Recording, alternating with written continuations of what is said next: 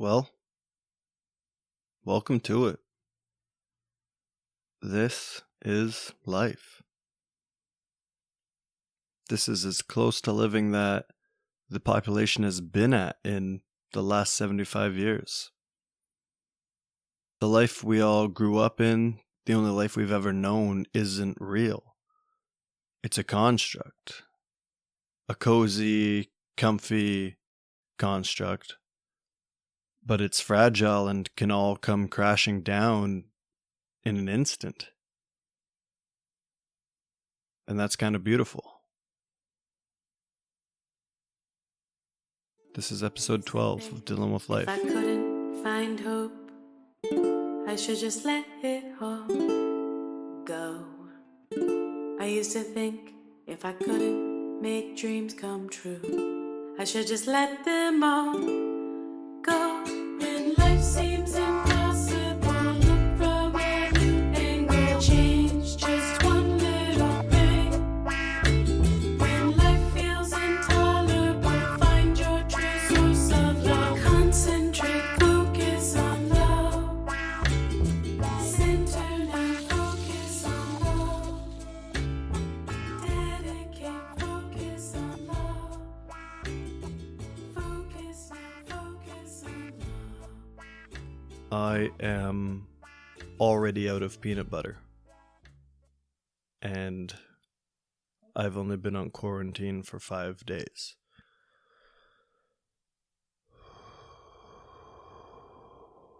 This is gonna be terrible. I'm having fun. You know what? I'm having fun. And I'll tell you why. As somebody who deals with a lot of mental baggage or mental coagulants, I feel like everybody's on my level now. You know? Usually I'm like, fuck, I'm so anxious right now, or oh, I can feel my anxiety building, or oh, I'm about to have an anxiety attack. But now it's everybody's there. So I'm not even worried if I do, because I'll be like, yeah, duh. You just had one like 7 minutes ago. So I'm here. I just finished eating a prosciutto grilled cheese sandwich. I just cracked a beer. I've got a Hershey's cookies and cream beside me. A growler full of water. I got a new plant and it's on a chair in the middle of the room. Because the rules don't matter anymore. How are you doing? And I do honestly care how everybody's doing. I hope everybody's doing well.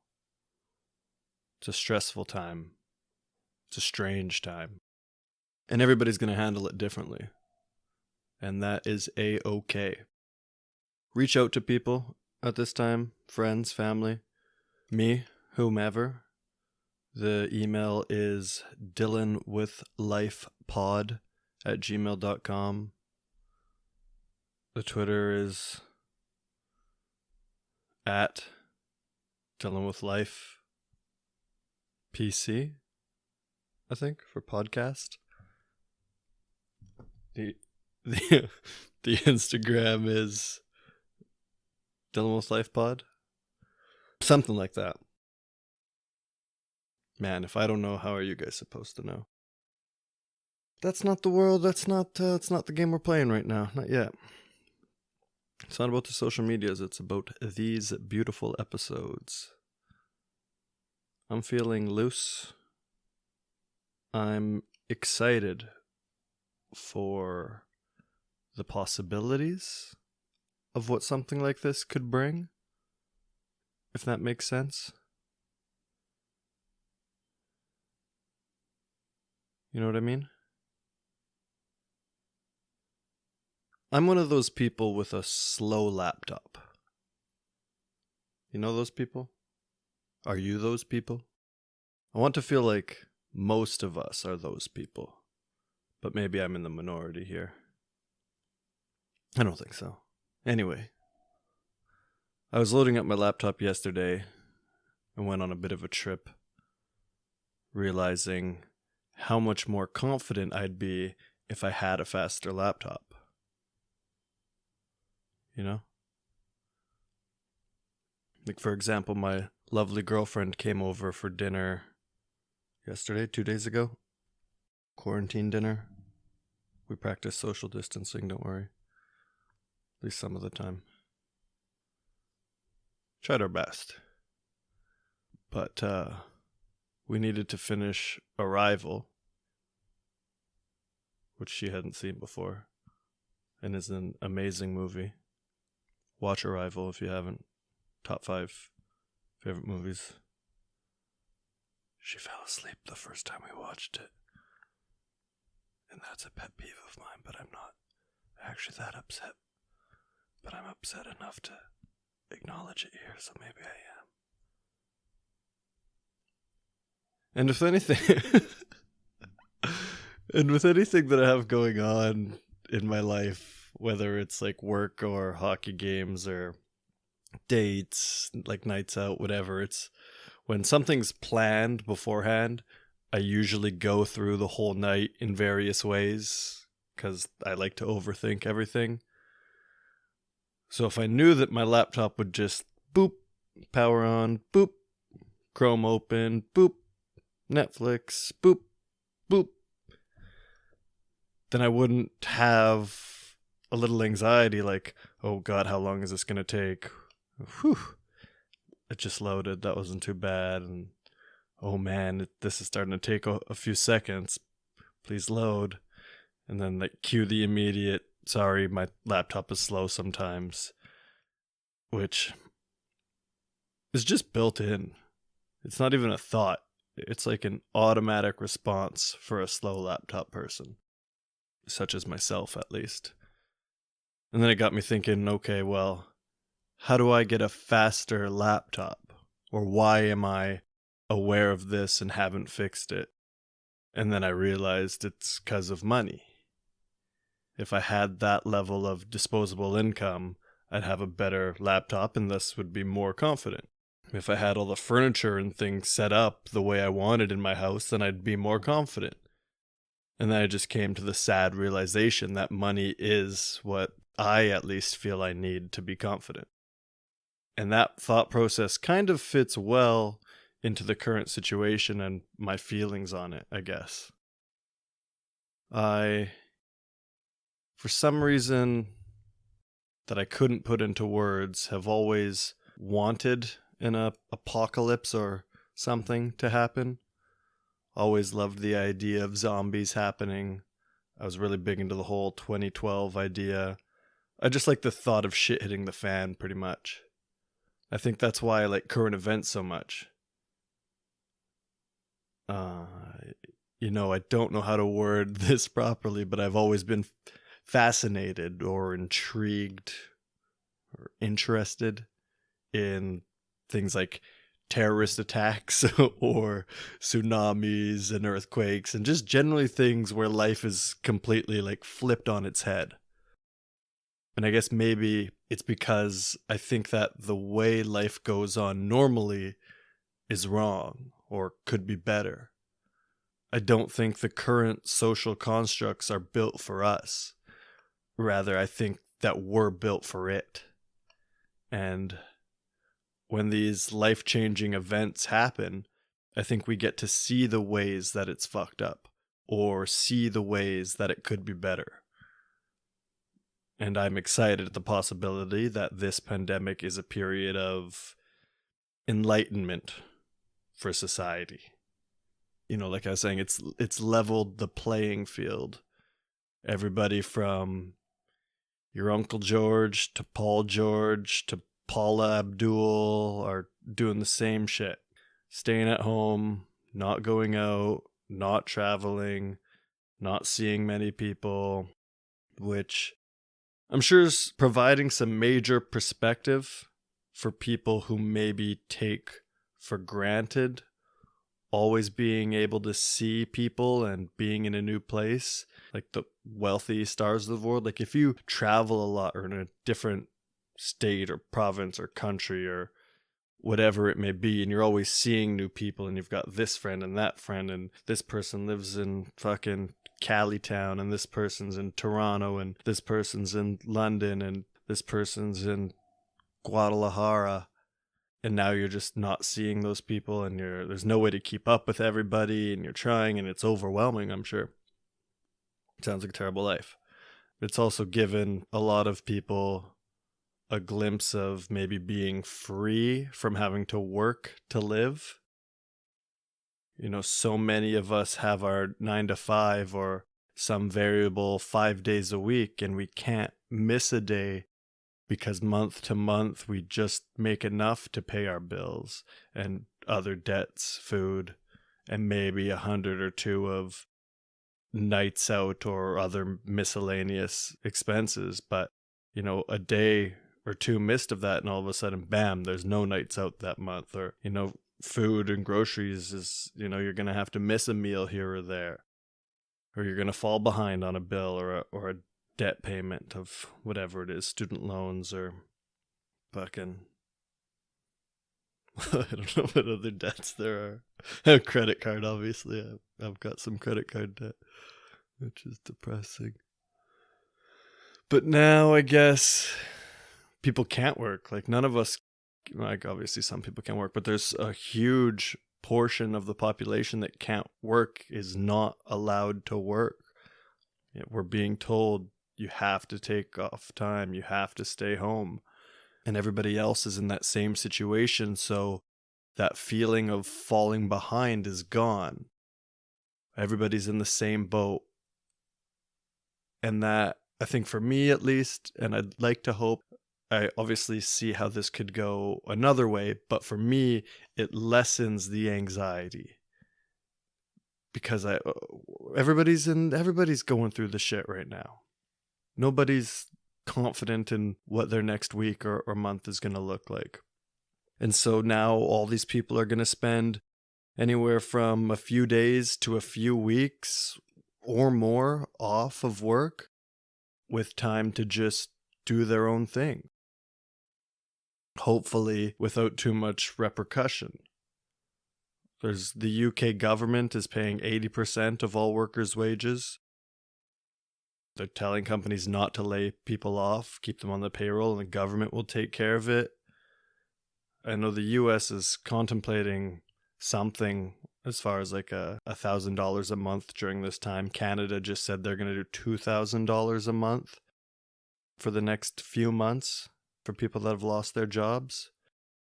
We're getting into basically UBI, or at least what that would look like, universal basic income, which is funny because Andrew Yang made some noise during this election cycle in the US, and that was what it was all built on, was UBI, $1,000 a month, and he was pushing that hard, and I haven't heard his name mentioned anywhere in the media in regards to what is being done or being mulled about. And I know that UBI isn't a new thing, and it's not something he came up with, but come on, give the guy some credit for bringing it to a head.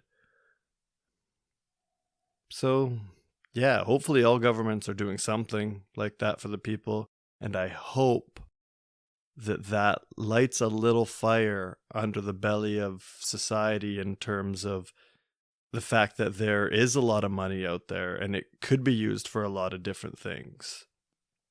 Instead of buying fighter jets and classified projects, maybe it could go back to the people. Maybe we could all get a cut of the wealth of our countries, and even better, just the world in general.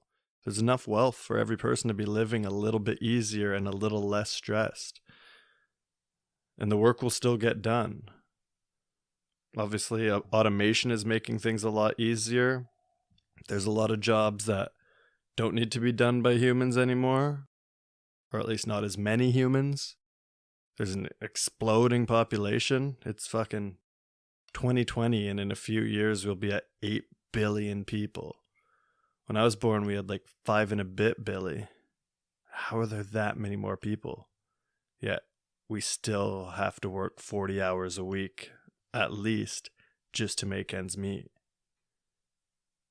I think that this time is going to push automation even quicker.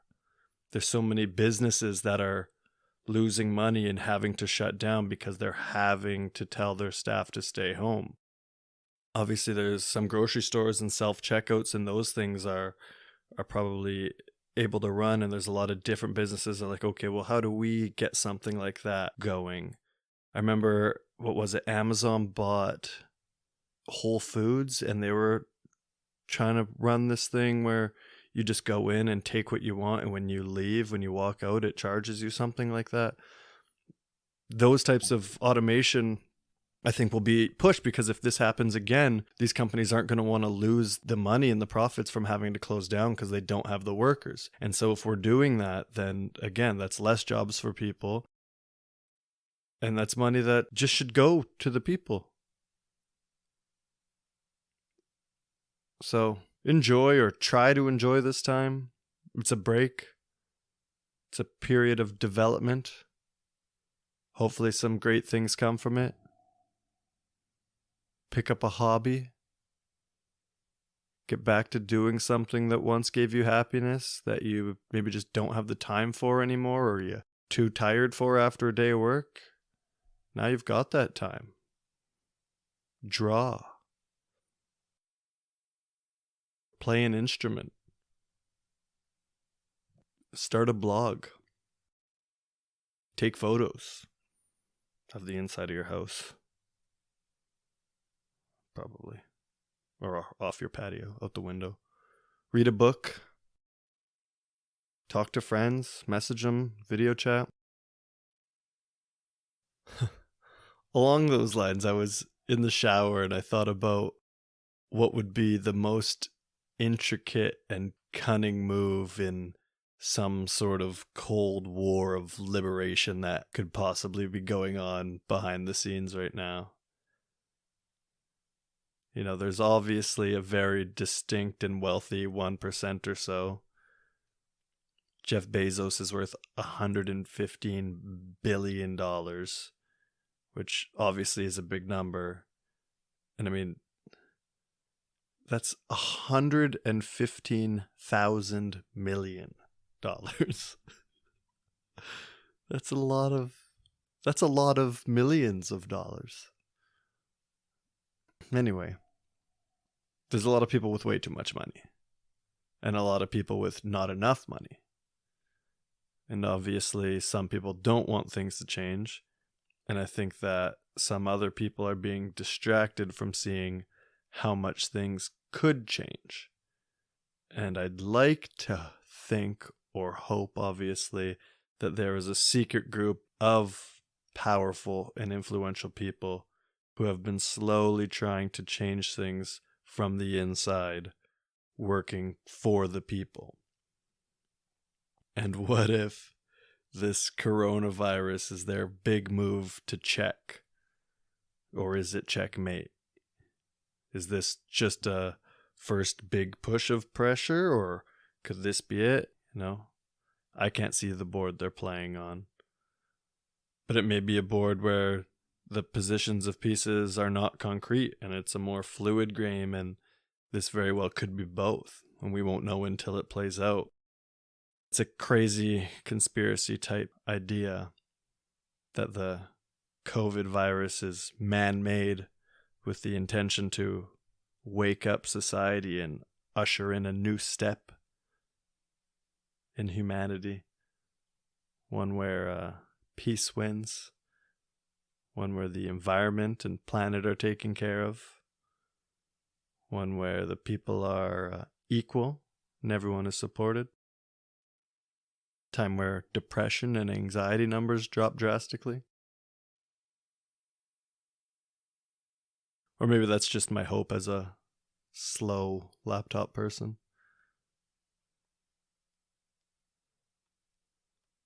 But what's the saying? When there's blood in the streets, there's money to be made. So I guess really it's an opportunity for anybody with any sort of agenda. You know, the US is pushing the Earn It Act, I believe it's called, where they're looking to end end-to-end encryption, which would be a big blow to internet privacy. And they're pushing that through right now, and that'll just obviously not be really talked about and swept under the rug. And I mean, that's a worry as well in this time, is does this time get used to tighten the shackles on society and implement maybe more surveillance or just different measures to take away some of the freedoms, all under the guise of protecting everybody. See what happens. It's a crazy time. I was biking home after work on Saturday, and that was my last day of work, and it's because of this story I'm about to tell. You know, my work, obviously, I work at a brewery.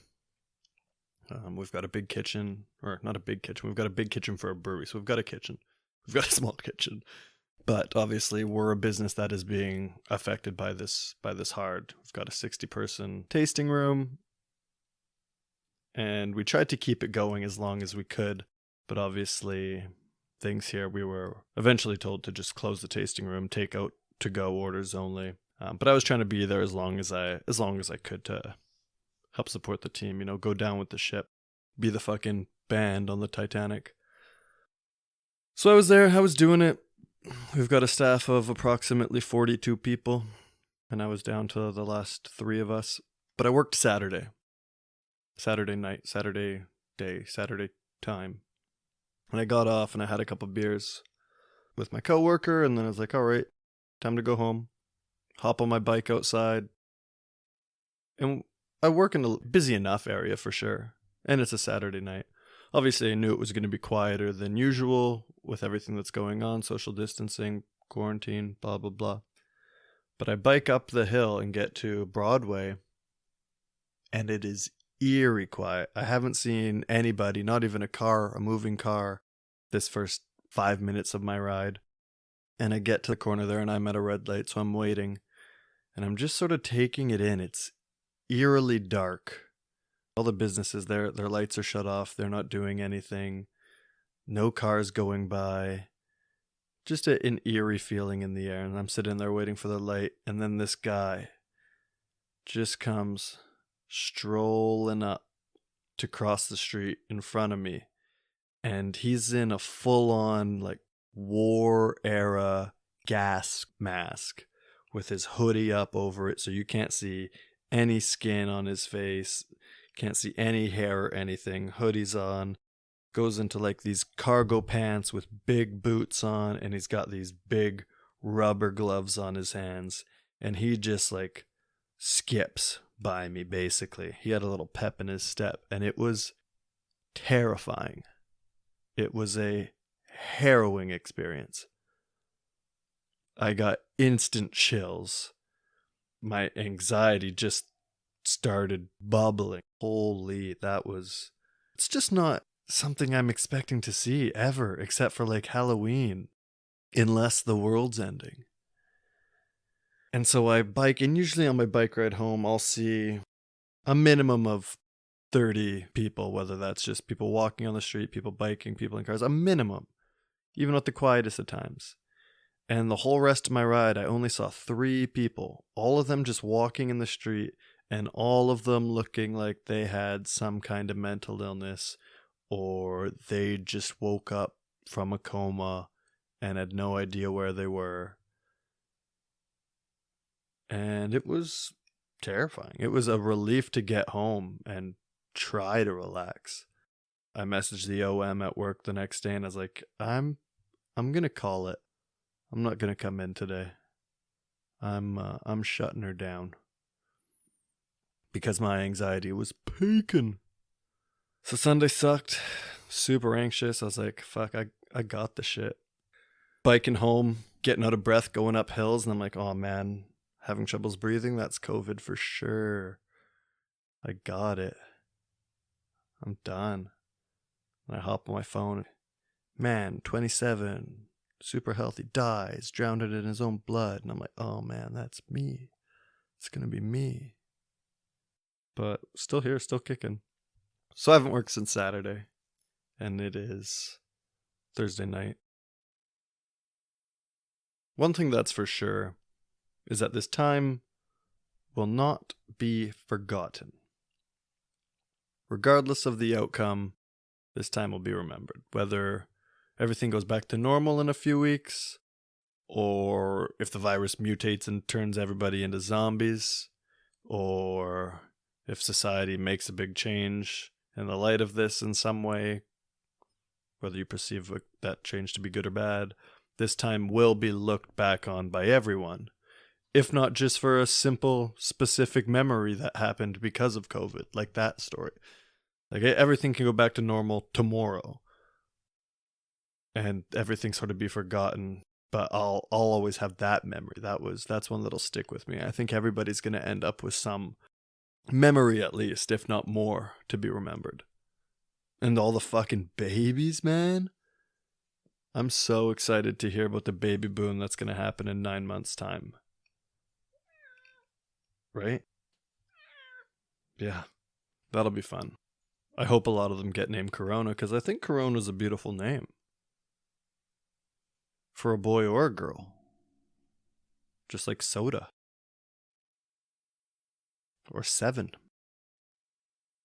I also do think Mug Costanza is a great name. Can you fuck off, cat? She's licking the grease off my grilled cheese plate. Which I've mentioned I ran out of peanut butter to open this. I'm also dangerously low on butter. So I used mayonnaise on the bread instead of butter to get that grilled goodness.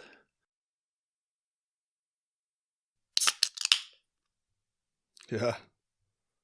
That's the kind of time we're living in right now. Drink a beer.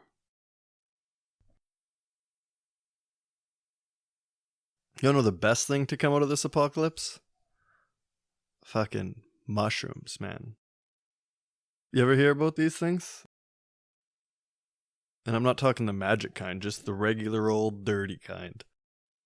Although, I'm sure there's people out there getting into some magic mushrooms during these times to help cope or see the light or watch Planet Earth.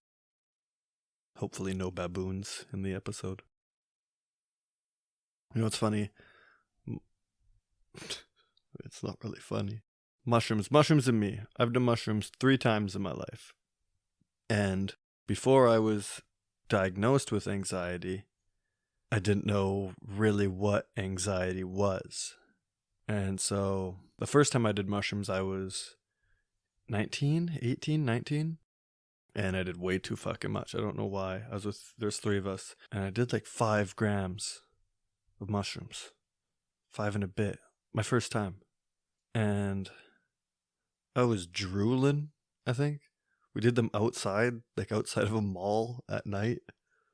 It started really cool. I was super into it. It started really cool. We were looking at these apartment buildings and it was dark and these it just looked like they started glow. All the patios started faintly glowing, these just light hues of different colors. I was like, oh, that's cool.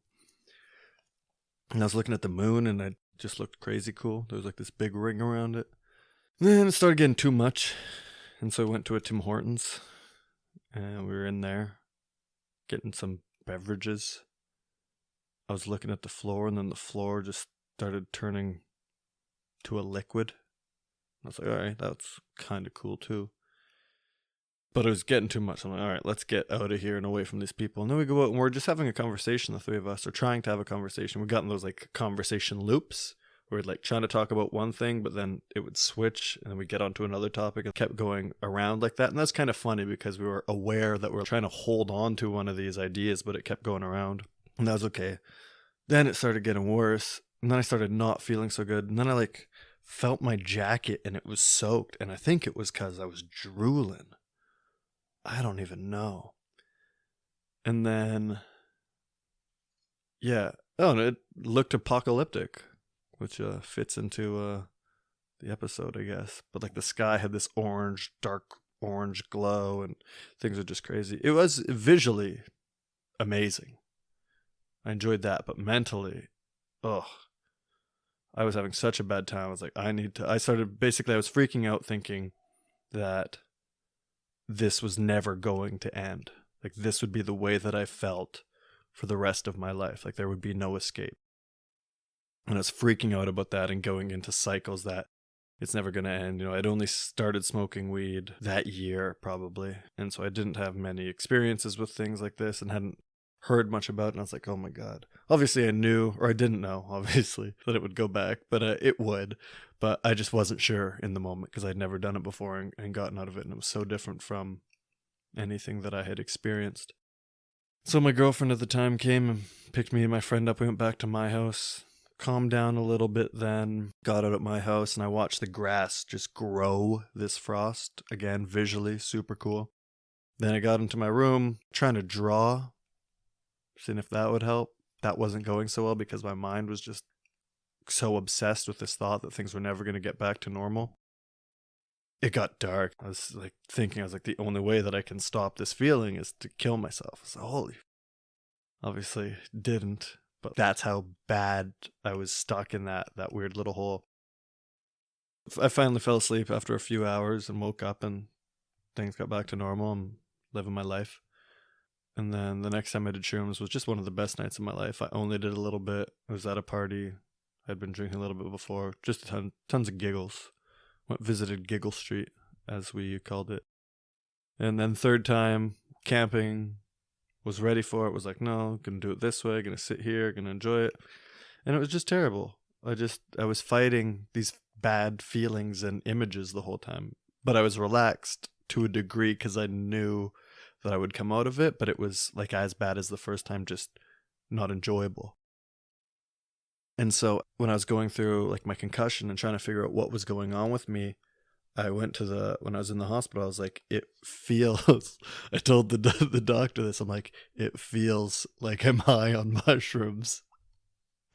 And it ended up being that being high on mushrooms just gave me crazy anxiety. And that's what I was feeling. But I didn't know the feeling of anxiety.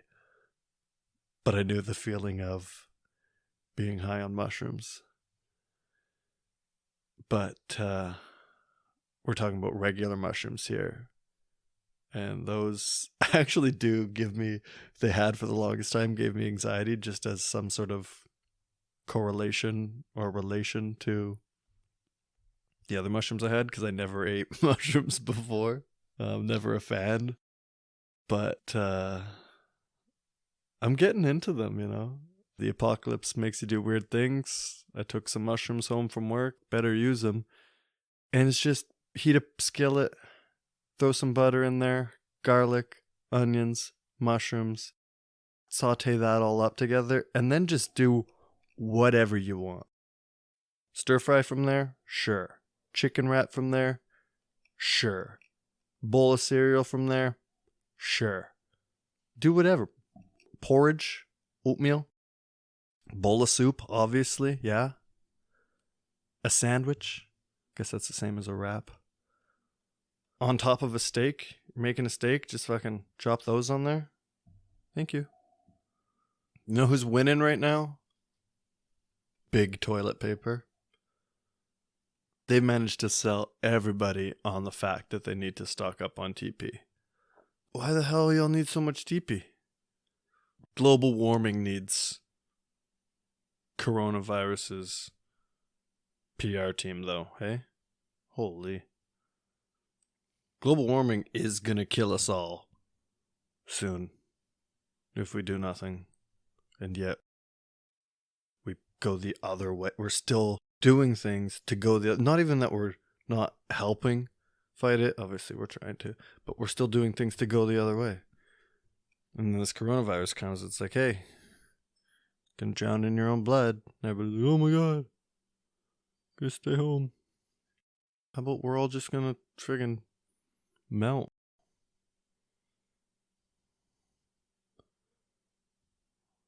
I want to say like Florida's gonna go underwater, but I don't think anybody cares about that.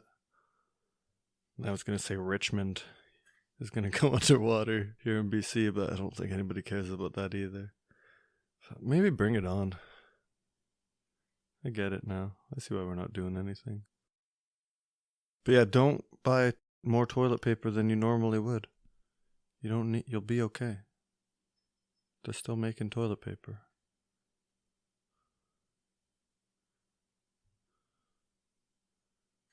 And fucking quit trying to, I don't know. I want to say quit trying to make money off of this, but don't. If you want to try to make money off of it, fucking do it. That's the world it's crazy how governments and people are coming out like, hey, don't buy stuff to resell them, blah, blah, blah, blah, blah.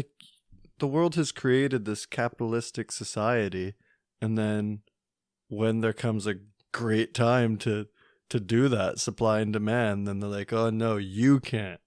Only we get to do that. And I mean, I get it, obviously, but trying to survive in this world, you gotta hustle a bit. But maybe don't buy all the Lysol wipes and instead make your own Lysol wipes and sell them. That'd be more appreciated. Make your own masks. Got a friend who is making masks. Shout out Benjamin. Shout out Florida. I had this idea for when I was going on quarantine. Oh, I had a dream 2 nights ago that Donald Trump stepped down as president. Isn't that crazy? Could you imagine right now if he just dipped? Because he's allowed, right? If he wants to, anybody's allowed to just be like, I don't want it anymore. He obviously doesn't care about what people think of him. So could you imagine if he just dipped? Just like, all right, I've accomplished all the shit I wanted to do. All the homies are set up in good situations, and I've set everything back a few years. I don't want to deal with this corona. I think my cat just fell off the fridge, maybe? But he's just like, I don't want to deal with it. I don't want to deal with this coronavirus. I'm out of here. I'm going to Mar-a-Lago or whatever the hell he goes. I think that'd be hilarious. I know everybody hates Trump, and you're allowed. And you're not wrong, too. But I do take some pleasure in watching him in this position. It's good comedic relief. Like, it is as if this is all scripted. Let's cast a bumbling buffoon, a narcissistic clown, as one of the most powerful men on the planet. And I think that's just funny writing. I think that's great. I may have mentioned this before. I hope not. But there's a video from when he was running in 2016, and he was doing a thing, and the lights went off during his speech. And then he's just like, I kind of like this. This is great. And he's like, and I don't have to pay the electric bill because blah, blah, blah, blah, blah, blah, blah. Just obviously Donald Trump stuff. And then they get it fixed and the lights come back on. And he's immediately like, no, turn them off. Turn them off. Turn them off. Everybody, let's go. Turn off the lights. Turn off the lights. And it's just, it brings me so much joy. There's a few videos that I turn to when I just want a good laugh, just a good immediate laugh. And that is certainly one of them, as it cracks me up. Whenever I'm in bed in the morning, and if somebody wants me out of bed and they turn on the lights, I just think of that video. I start chanting, turn off the lights, and then I'll YouTube the video under the covers and I'll just play it full volume. And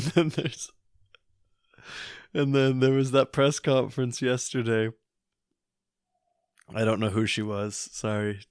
Couldn't be bothered to care.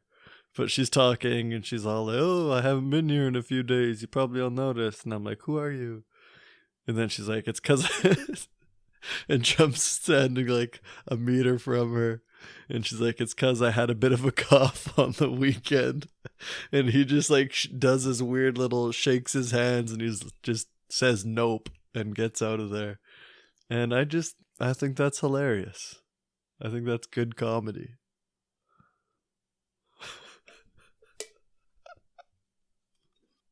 Yeah, I mentioned I got a new plant. Because, what did I do? I killed my basil. Not basil. Parsley? No. Yeah. Parsley? Oregano. That's what it was. Killed my oregano somehow. Because I don't know how. But my oregano died. And I was super sad. I sat down to record this episode with a 4-pack of tall cans from R&B Brewing. Shout them out. Good craft brewery here in Vancouver, British Columbia, Canada. And we're about two of these cans deep. And so I got a new plant. It's an umbrella tree. And when I go plant shopping, I'm looking for the thing that most resembles a tree. Because I don't really want plants or flowers. I want mini trees in my home. I mean, I want normal trees in my home, but I don't think I've got the ceilings for it. So mini trees will do. And this one is very quickly turning into a favorite of mine just because it's got a great aesthetic as far as the mini tree vibe goes. Thick trunks, like stems. I don't know. Definitely thickest stems in the house. Besides me, of course. I don't know if that joke will land, but I think I'm going to end this episode here because it's probably about that time. What I am going to do is I'm going to polish off this 4-pack and start recording another episode, and that'll be just for my Patreon subscribers. So, the rest of you, thanks for listening to the podcast during these trying times or whenever you get to it.